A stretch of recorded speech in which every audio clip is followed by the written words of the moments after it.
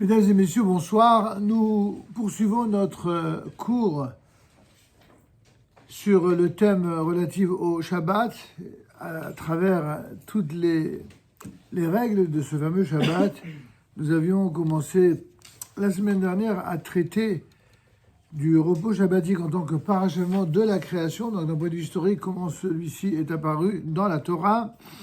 Ensuite, le Shabbat, mais aussi Israël et la sortie d'Égypte, le lien qu'il y a entre le don du Shabbat, la sortie d'Égypte, le pourquoi nous avons été libérés de l'esclavage d'Égypte et quel rôle joue le Shabbat dans cette perspective. Nous arrivons au troisième point, la cessation du travail et la foi. En d'autres termes, quel lien existe-t-il entre le fait de faire de ce jour-là un jour chômé, un jour de cessation de travail, et la foi, qu'on appelle en hébreu la Emouna ou Emouna d'Israël, la foi d'Israël? En quoi cette foi, elle dépend du Shabbat au point que nos sages ont dit dans le Talmud, et c'est rapporté par tous les grands maîtres d'Israël, que celui qui accomplit, qui respecte toutes les lois du Shabbat, comme il convient, c'est comme s'il accomplissait toutes les mitzvot de la Torah. Mais qu'à l'inverse, celui qui transgresse, évidemment délibérément, le Shabbat, c'est comme s'il transgressait toutes les lois de la Torah. Et donc on voit bien le caractère énorme, important, essentiel du Shabbat. Grâce à la mitzvah du Shabbat, il apparaît que la destinée de l'homme n'est pas de travailler durement. Bien sûr qu'il y a une nécessité de travailler, chacun le sait, mais attention, cette nécessité de travailler, elle est à la fois, pour certains, une réalité positive, pour d'autres un pis-aller, et pour d'autres enfin une sanction. Ça n'est pas exactement la même chose pour chacun. D'ailleurs, vous le voyez bien, comment est vécu le Shabbat selon les personnes, selon leur niveau de connaissance, de culture, d'éducation. Chacun a un vécu différent. Ceux qui comprennent la profondeur, l'importance et le bonheur du Shabbat, pour rien au monde ils remettraient en cause le Shabbat, indépendamment du fait que c'est l'un des fondements de la Torah, au point que celui qui transgresse est comparé à un idolâtre, rien de moins que cela. Mais il y a d'autres choses qui sont peut-être moins spirituels pour certains, mais qui sont plus terre à terre. Ceux qui ne respectent pas le Shabbat, ils n'ont pas de vie. Ils n'ont pas de vie sociale, ils n'ont pas de vie familiale. Regardez dans la société moderne où tout le monde travaille, peut-être plus encore qu'avant. Même si j'aime pas trop faire des comparaisons, ça veut rien dire, ça dépend des personnes. Mais on va dire que grosso modo, vous avez des hommes qui travaillent en général à l'extérieur, vous avez des épouses, alors qu'autrefois, dans les générations passées, elles travaillaient plutôt à la maison, elles travaillaient beaucoup, mais moins à l'extérieur. Aujourd'hui, certaines qui travaillent autant à l'intérieur qu'à l'extérieur, d'autres qui ne travaillent qu'à l'extérieur, puis à l'intérieur, c'est autre chose, c'est un autre débat. Mais dans tous les cas de figure, on voit bien que, imaginez un homme qui travaille, une femme qui travaille, ils ont des enfants. Quand est-ce que ces enfants voient leurs parents? En journée, ils ont l'école. Le soir, ils sont crevés, les uns comme les autres. Donc finalement, ils ne se voient pas. Quel est le seul moment où ils peuvent vraiment se rencontrer? Shabbat. Celui qui vit intensément le Shabbat, selon les règles du Shabbat, il sauve son couple, il sauve sa famille. Si les gens savaient à quel point c'est vrai ce que je vous dis là, déjà, pour cette seule raison, ce serait vraiment suffisant pour les motiver, à part toutes les autres raisons. En tout cas,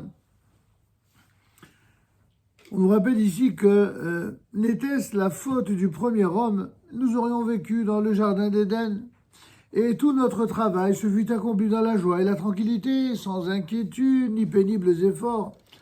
D'ailleurs, à la fin des temps, c'est un petit peu le rêve caché de bien des gens. Pourquoi ils fantasment tout sur l'intelligence artificielle, sur les placements faciles et le bitcoin, et j'en passe? Parce qu'en fait, le rêve de tous ces gens-là, c'est finalement de gagner sa vie sans rien foutre. C'est pas de gagner sa vie en comme disaient les anciens, travailler plus pour gagner plus. Non, c'est surtout travailler moins pour gagner plus. Bon, ça n'a rien de très élogieux, a priori, sauf si, effectivement, il y a des gens qui travaillent moins pour étudier plus, pour faire plus de bien. Ça existe, oui, je sais que ce n'est pas forcément des personnes auxquelles vous vous êtes, comment dirais-je, habitués de côtoyer, mais je peux vous garantir qu'il y en a de plus en plus, notamment dans certaines activités libérales ou même commerciales.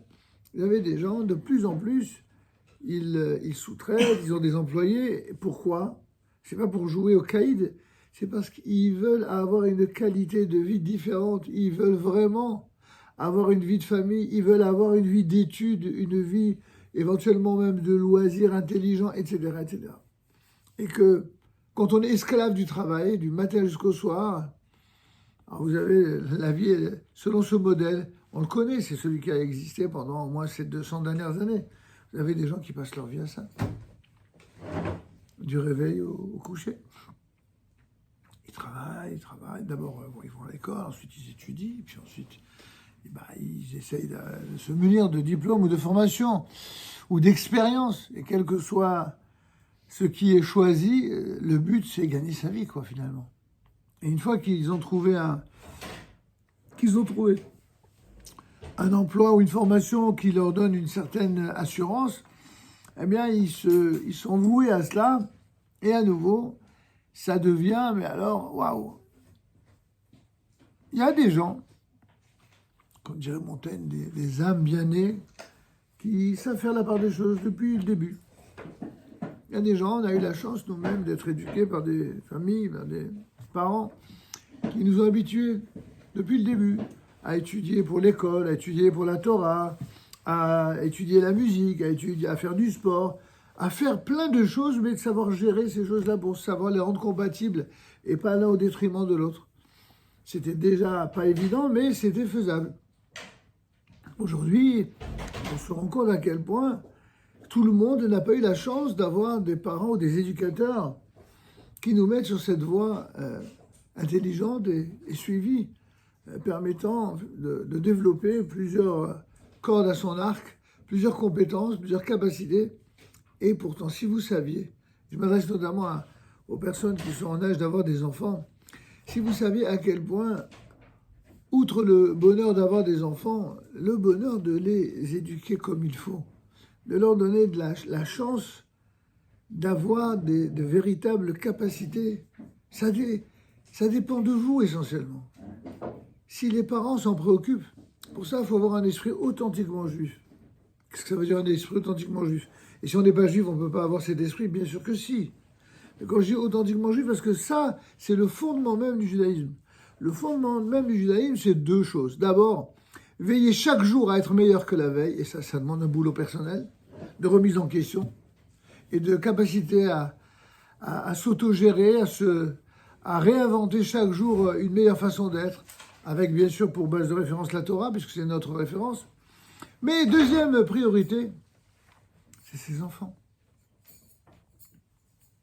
Les seuls êtres au monde normaux qui ne se serviront jamais de leurs enfants pour en faire des boucliers ou en faire des punching balls, mais au contraire, des êtres à qui on va donner tout notre amour, à qui on va essayer de donner le maximum de nos capacités pour qu'ils nous dépassent, pour qu'ils deviennent plus grands et meilleurs que nous. Ben ça, c'est un esprit authentiquement juif. On doit tout faire pour que nos enfants soient meilleurs que nous et soient plus grands que nous. Pas sûr qu'on réussisse, mais en tout cas, c'est l'objectif.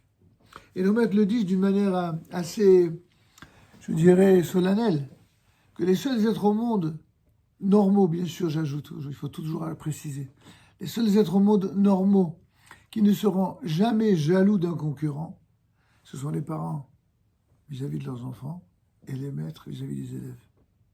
Un vrai père, une vraie mère ne souhaite qu'une chose, c'est que son fils ou que sa fille soit meilleur et plus grand. Et un vrai maître, c'est celui qui est fier d'avoir un élève qui le dépasse.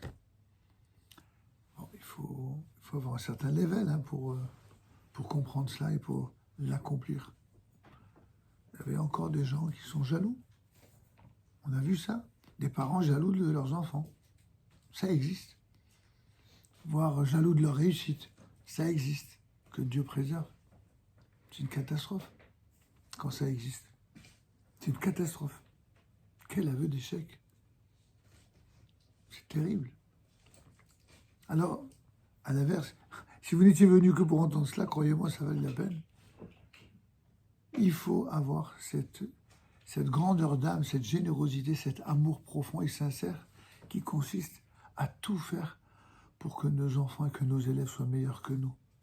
Parce qu'en agissant comme ça, non seulement vous vous habituez à être des gens bien et généreux, ce que déjà vous êtes sans doute, mais vous allez le faire comme un leitmotiv permanent, de sorte que vous ne pouvez aller que crescendo, que grandir encore davantage.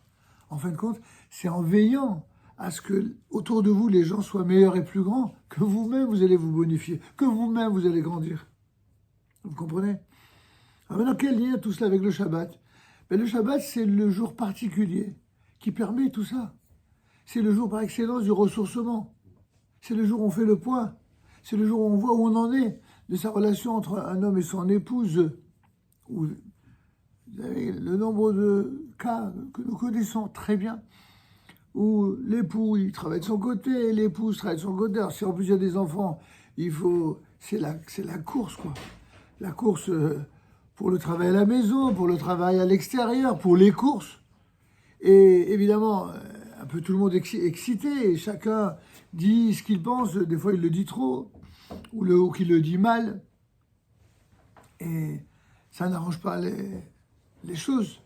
S'il n'y a pas une sacrée dose d'amour, mais associé à une sacrée dose de sagesse, et un temps formidable pour donner une bracha à tout ça, ce temps-là, qui s'appelle le Shabbat, alors, on passe à côté de l'essentiel. C'est pourquoi n'était-ce la faute du premier homme, nous aurions vécu dans le jardin d'Éden, c'est-à-dire qu'en fin de compte, on aurait eu un avant-goût d'éternité, comme on le dit à propos des Juifs qui ont traversé, vous savez, pendant 40 ans dans le désert. Vous savez, pendant 40 ans dans le désert, ils n'avaient pas les courses à faire aux prises uniques ou je ne sais où. Hein. C'est à l'époque Galerie Lafayette, dans le désert. Imaginez. Il n'y avait pas de salon du prêt-à-porter non plus. Ils avaient le même vêtement qui ne s'est jamais usé pendant 40 ans. Voilà, c'est la fin du prêt-à-porter. Bon, je le dis de façon un peu cavalière, mais c'est une manière de dire que on ne vivait pas dans le réel, on vivait dans le miracle. Mais quelque part, le fantasme de ceux qui rêvent, c'est ça. C'est de rêver de cela, de vivre dans le miracle. Eh bien, si vous voulez vraiment, vraiment vivre heureux, ne rêvez pas de ce genre de rêve. Surtout, faites de beaux rêves. Je ne veux pas vous enlever ça. Au contraire, c'est beau de rêver.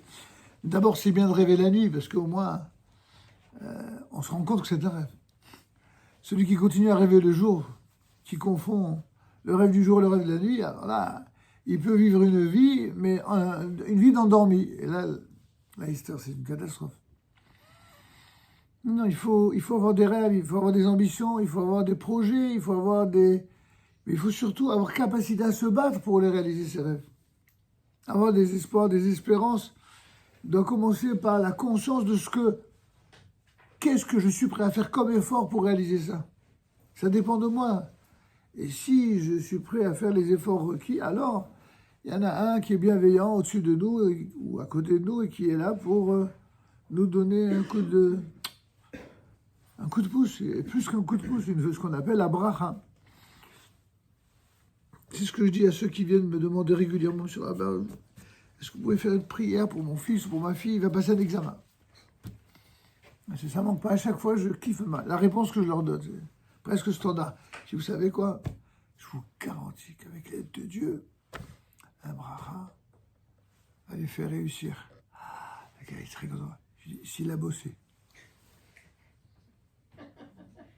Alors il commence à vaciller. Ouais, il a travaillé quand même, le pauvre. Pourquoi le pauvre? C'est pas les pauvres qui travaillent, au contraire. C'est les riches qui doivent travailler, non? Vous savez pourquoi je vous ai dit ça? Parce que vous confondez une prière avec un miracle.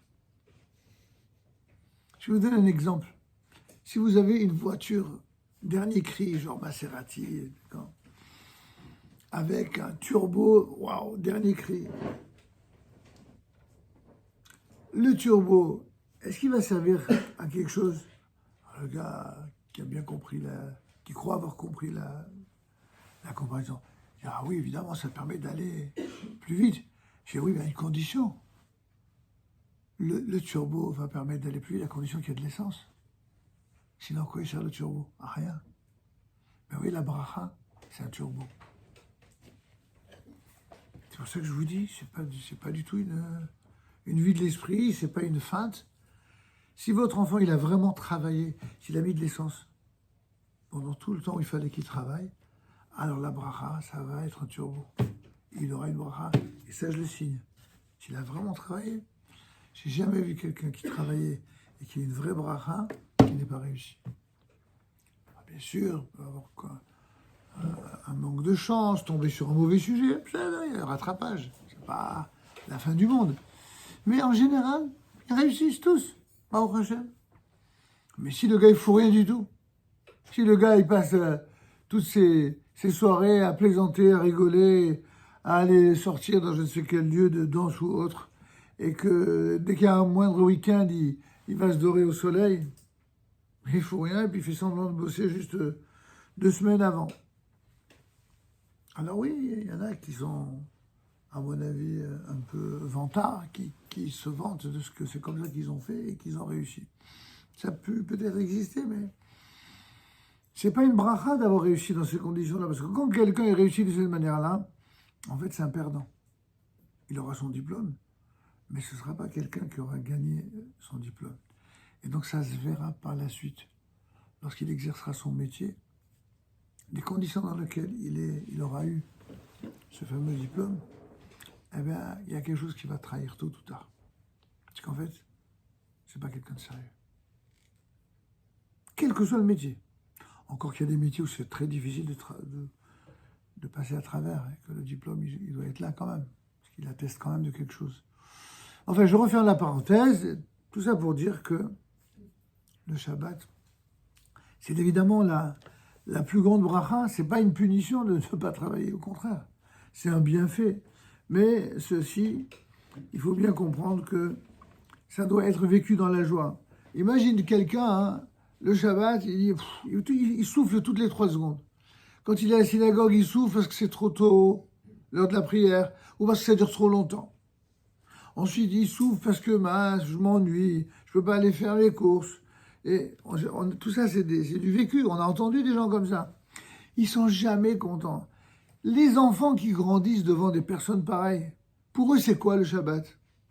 C'est le jour où maman, elle se plaint de ce qu'elle peut jamais sortir, de ce que papa, il se plaint, de ce qu'il est crevé, qu'il est obligé de la synagogue, et que c'est toujours, s'il se plaint pas même de manger, c'est trop lourd, c'est toujours trop quelque chose. En fait, c'est lui qui est trop lourd. C'est-à-dire que quand les gens, au lieu d'être heureux de vivre un moment formidable, ils sont tellement dans la relation à l'événement, ils vivent d'une manière tellement animale qu'ils ne vivent pas le Shabbat d'un juif, ils vivent le Shabbat des bœufs. Vous savez, le Shabbat des bœufs, on en a déjà parlé ici. Il y a marqué dans les 10 commandements, hein, tu observeras le Shabbat, tu ne travailleras pas, ni toi, ni ta femme, ni ton serviteur, ta servante, ni ton bœuf, ton âne, etc. C'est quoi, Shabbat des bœufs? Vous avez entendu parler?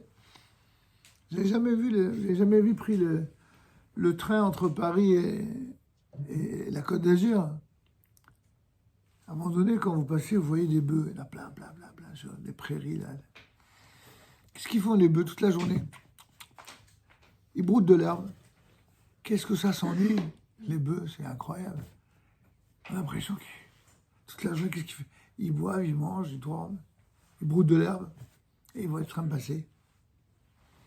Il y a des gens pour qui le Shabbat, c'est Shabbat des bœufs. Sauf que c'est pas des bœufs, c'est des êtres humains. Qu'est-ce qu'ils font? Ils sortent du travail à la dernière seconde, ils se douchent à la dernière seconde. Je ne suis même pas sûr s'ils n'ont pas transgressé Shabbat pour se doucher après l'heure. Mettons même qu'ils ont respecté, ils ne se sont pas douchés pendant Shabbat, ils se sont douchés avant Shabbat. Ok. Mais après, ils sont tellement crevés, fatigués, je vais me détendre un petit peu. Et puis, il va prendre un petit remontant, un petit digestif. Puis après, oh là là, je vais être rentré à la Sina. Eh non, chérie, reste avec moi, on n'est jamais ensemble. Évidemment. Le remake d'Adam et Ève, pourvu qu'on détourne de la Torah et de la Mitzvah. Donc le gars, il va pas aller. Et puis le soir, dans le meilleur des cas, il fera le kidouche. Sinon, kidouche, bon, c'est bon pour les religieux. Donc il va manger. Ah, quel kiff. Couscous boulette. Kaila pour les thunes. Ou gefilte fish pour les Ashkénazes. Enfin, chacun selon ses traditions culinaires. Ah, que c'est bon le Shabbat. Magnifique. Qu'est-ce qu'il kiffe. Et puis, il raconte des histoires à table. Ils ont oublié que le Shabbat, c'était fait pour dire des livrets Torah. Peut-être parce qu'ils n'ont pas eu la chance d'apprendre.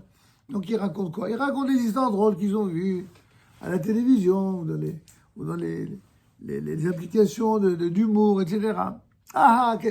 C'est bon, Shabbat, c'est génial. On mange bien, on s'éclate. Il n'y a pas comme le Shabbat. Et ils dorment, évidemment, 1h du matin, 2h du matin. Le matin, ils sont crevés. En plus, ils ont travaillé toute la semaine. Ils se réveillent à 11h.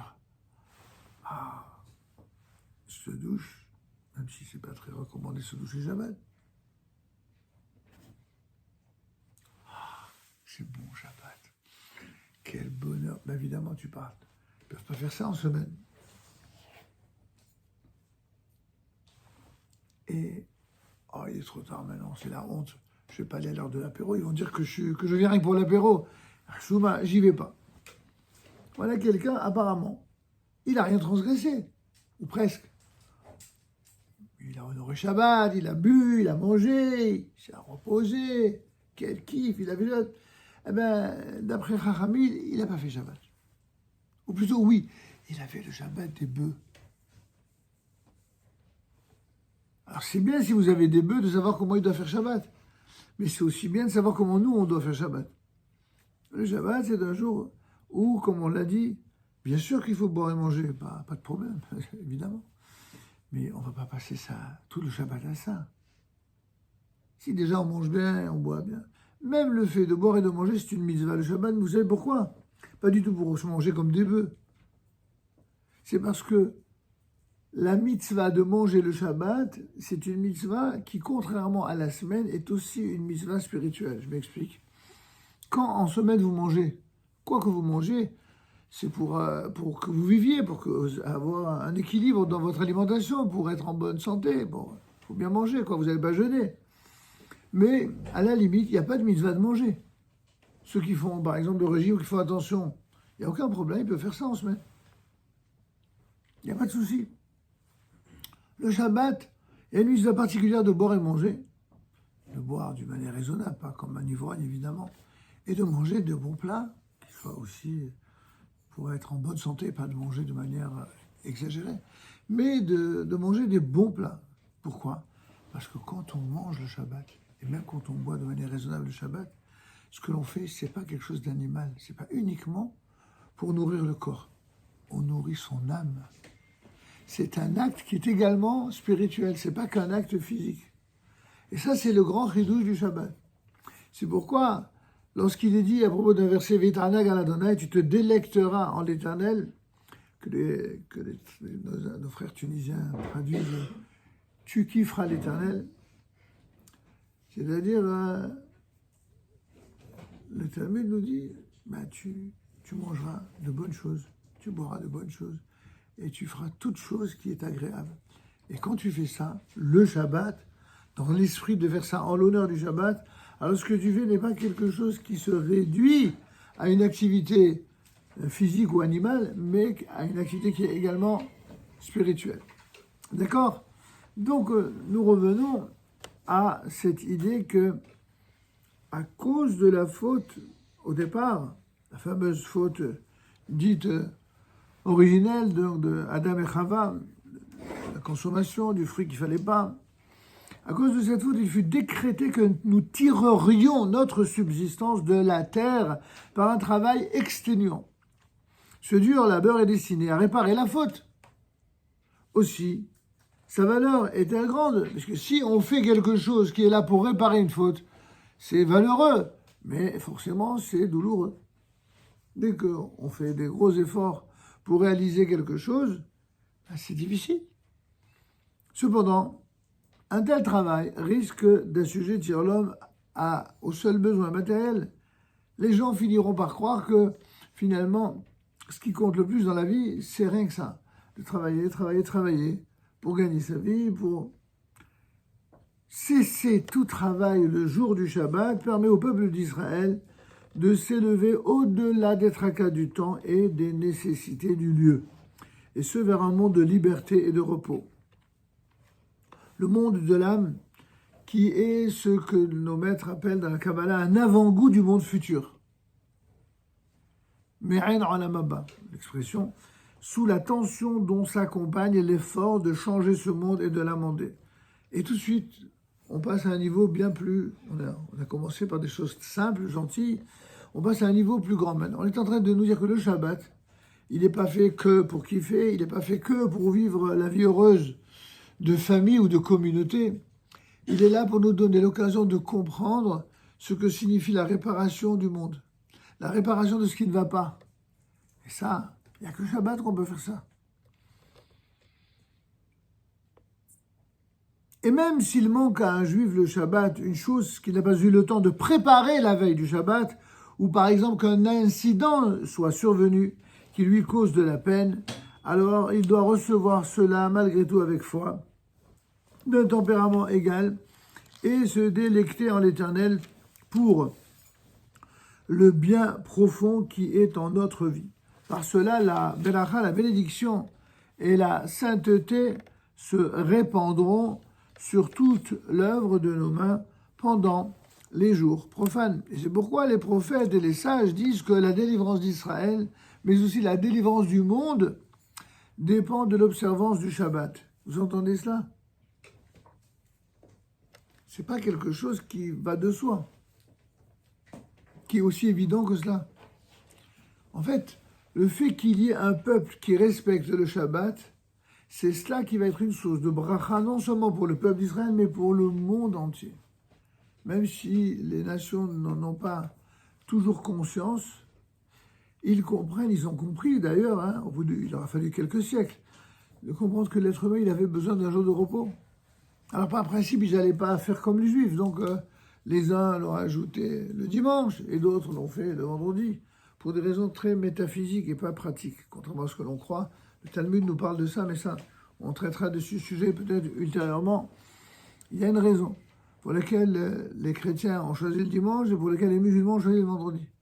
Cette raison, elle est liée justement à la notion de foi, de prédestination, et surtout les variations de ces compréhensions-là entre les uns et les autres. Mais c'est un sujet énorme, on ne va pas s'attarder dans le cadre de notre cours ici.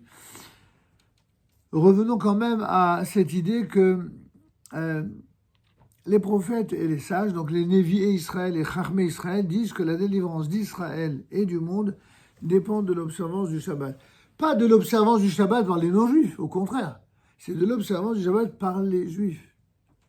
Rappelez-vous que le peuple d'Israël, c'est tout le contraire d'un peuple égoïste. Si un juif a un comportement égoïste, alors il est en train de profaner son identité.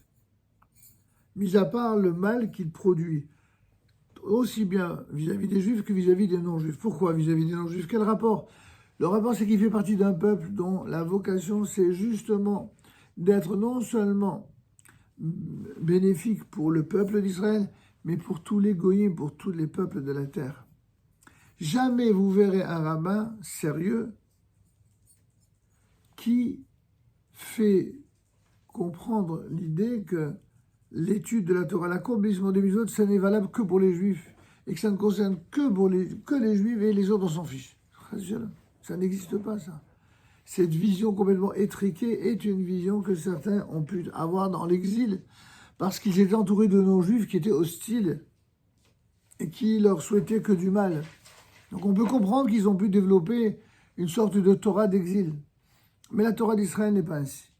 La Torah d'Israël, c'est une Torah qui ramène à sa juste proportion cette équation essentielle selon laquelle le peuple juif doit être un peuple juif, non seulement pour des raisons de Torah, des raisons idéologiques de Torah, qui sont singularistes en tant que peuple d'Israël, mais c'est également pour des raisons universalistes.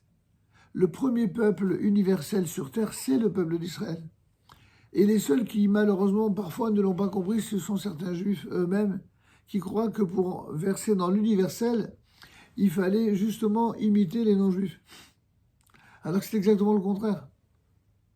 Que le rôle d'Israël, c'est d'amener un peu de lumière de la Torah à l'ensemble de nos amis non-juifs qui font partie de l'universel humain. Mais bon, là-dessus, on aura également beaucoup. Je vous recommande, pour ceux qui sont cultivés et qui souhaitent se cultiver, l'œuvre gigantesque d'un rabbin qui s'appelle le Rav Eli Ben Amozeg. Le Rav Eli Ben Amozeg, en son temps, on l'appelait le Platon italien, c'était un rabbin hors du commun, absolument exceptionnel. Il savait tout sur tout. Il avait une connaissance monumentale. C'est à peine croyable qu'un homme à lui seul ait pu connaître autant de choses. Mais il savait vraiment tout sur tout. La Torah, le Talmud, la Kabbalah. Il connaissait tous les philosophes de son temps. Il connaissait des œuvres qu'on n'a jamais vues citées nulle part, autre que dans son œuvre à lui.